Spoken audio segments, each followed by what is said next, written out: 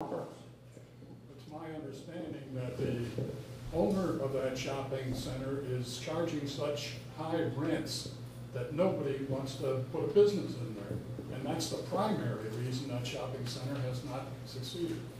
I don't know that I could speak to that because I don't have the statistics on that. I used to manage Cobblewood Plaza right up on Winton Road, and I know that there's a lot of different conditions that go into commercial leases. Commercial leases can be maybe 1.5 inches thick.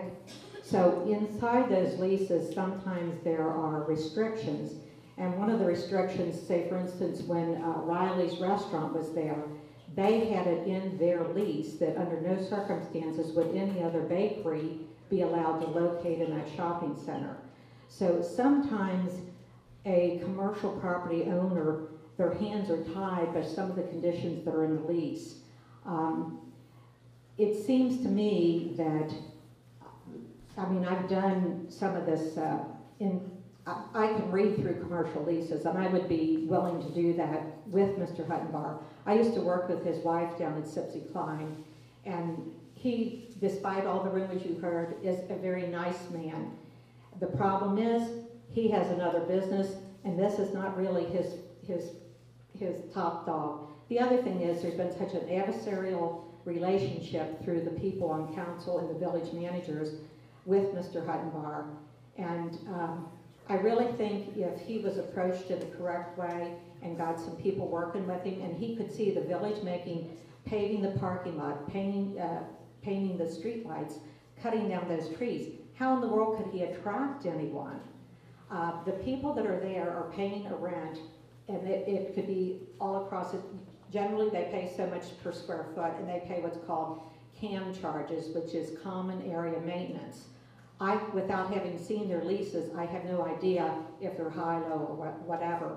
But right now, I think the first step has to come from the village to make the curb appeal even remotely attractive. And I think that if he could see them doing that, he would take a step towards making some changes as well. Anyone else? Any other questions? Okay. I guess I have 2 questions. What's your view on enforcement of the zoning ordinances, specifically the ordinance that requires people to keep their garbage cans in an area that they cannot be seen from the sidewalk or the street? And that's all over Greenhills right now. Yeah, I understand that. And personally, my garbage cans sit at the side of my lot, and I've got some vines that I'm trying to grow up the fence to kind of screen it off, but it's next to a parking lot, so it's not really a problem, I don't think. But I agree with you 100%. We do have ordinances that have not been enforced, and that's one of the big reasons I'm into this building code and maintenance ordinance thing. Let me finish that part, and then I'll get to the zoning. The village, just as of November 1, is following through on. I don't know if you guys remember getting this door-to-door last year, but it was when I wrote this up with a friend, and we were trying to not get the additional money passed to the village for them to spend so quickly, because it was $348,000 total. Well, in there, I recommended eliminating the building official and contracting it out. So as of November 1st, voila, 1 year later, we are going to do that. So I think that's great because we will have an objective outsider who will come. And I even talked to the gentleman, and he said he has already been in communities where he has cited the municipality. And I told him I would be very happy to work with him on the structures on my street. Now, the zoning, when you asked about zoning specifically, what were you getting at there? Hiding your garbage cans. The garbage cans, okay. Well, I think that, again, is one of these things that needs to be uniform. I don't think that people have been really reminded that that is an ordinance. But I think with this property inspector, that according to what they've been saying at the meetings, they're going to do 2 inspections a year of each household. So my guess is there are probably, I would hope, going to come up with some kind of a door-to-door thing where they're going to tell people this is the expectation, because you can't just overnight expect people to be doing it. It's like when they tried to change the parking one way or the other. Was there another question? Yes. Second question. What's your position regarding Section 8 housing and housing vouchers in the city of Greenhills? Okay, Section 8. What do you expect that to have, those two items to have on property values? Okay, Section 8 housing is not bad in and of itself, because Section 8 housing is going to be dispersed throughout the county, supposedly even-handedly. What it takes is the landlord who owns that property and the tenant and the neighbors all working together, because you have, if you have a Section 8 house right next door to you, you can ask them to give you a copy of what their expectations are, because they do have very good expectations. They have paperwork that is probably better than what our village is doing.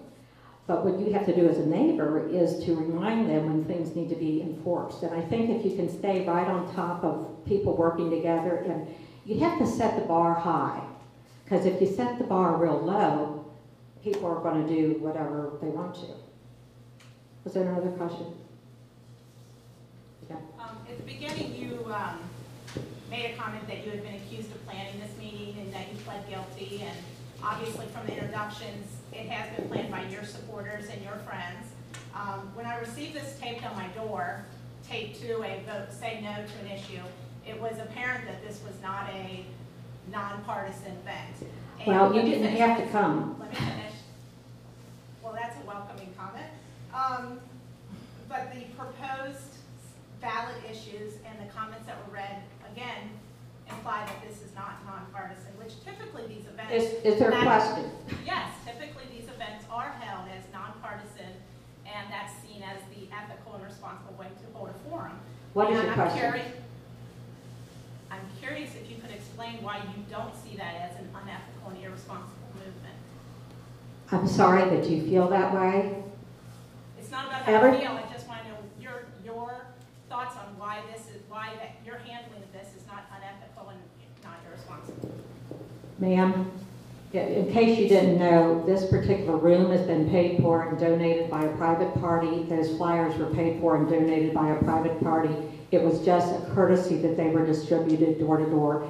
And if you have not learned something here, I'm sorry, but I do believe it has been a positive experience for most people. Any That's other not questions? my question. I'm just asking your thoughts on ethics and responsibility. That's fine. If you don't have an answer, that's fine. You had a private citizen that cared enough for you to find out about who was running for office.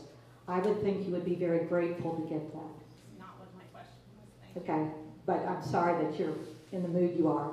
Any other questions?